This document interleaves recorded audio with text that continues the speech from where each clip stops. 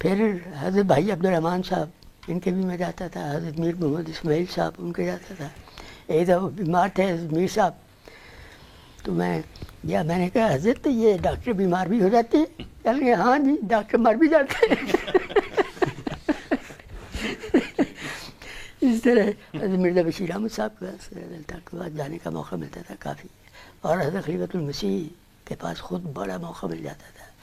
بعض دفعہ حضور نے، پھر میں گاڑی پر آنا شروع ہوا جب گاڑی چل گئی تو بعض دفعہ اسٹیشن پر بھیج دینا شام کے وقت آدمی گاڑی کے آنے کے وقت، کہ اس کو کہنا سیدھا اسی طرف آ جائے، تو اس طرف کئی گھنٹے ساتھ بیٹھے، مشورے بھی ہونے اور بھی باتیں ہونی. بعض دفعہ رات کو 2 بج جانے وہاں بیٹھے حضرت صاحب کے، کھانا 2 بجے کے بعد کھانا.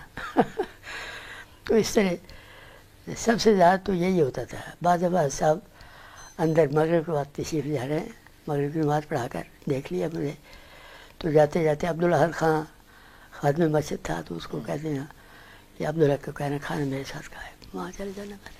تو بڑی عجیب کشش تھی ابھی وہ پہ، اور بڑی شفقت کا اظہار تھا، بہت بڑی شفقت ہے. اور میں بھی پھر صحبت زیادہ اختیار کرنے کی کوشش کرتا تھا. مثلا سفر پر تشریف لے جاتے تھے، میں عام طور پر سفروں پر ساتھ چلا جاتا تھا. اور ایک میں نے بستر باندھ کر رکھ دیا ہوا تھا ہولڈ ہال میں، پرائیویٹ سیکٹری کے شیخ یوسف صاحب ہوتے تھے اس زمانے، یا جہاں جائیں آپ ساتھ لیتے جائیں، اور مجھے صرف بتا دیا کریں کہ حضور وہاں گئے، تو میں وہاں سے سیدھا وہاں چل جانا. مالیر کوٹلے، لاہور، پٹھان کوٹ کے بعد دھرمشالہ، ڈلہوزی.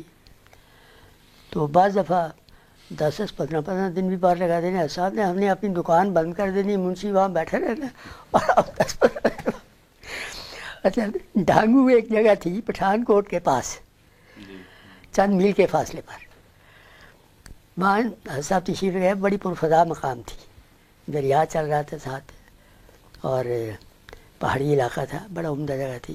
وہاں 7 میل تھا شاید پٹھان کوٹ سے.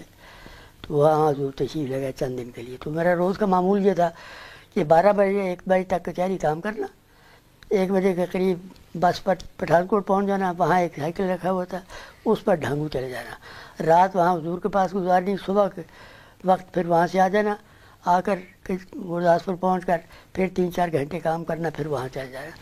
جتنے دن حضور وہاں رہے، چھٹی والے دن میں وہاں رہتا تھا، اور چھٹی کے علاوہ رات وہاں گزارنی. تو پھر صحبت نصیب رہتی، خدا کے فضل سے باتیں ہر وقت ہوتی ہیں، دینی باتیں ہوتی تھیں، بہت ہی عمدہ قرآن کی باتیں ہوتی تھیں، نہایت ہی دل آویز. اور آپ کی شخصیت ایسی تھی کہ یہ کوئی، میں مہربانی نہیں کرتا تھا کسی پر، طبیعت اس کے بغیر آرام نہیں لیتی تھی.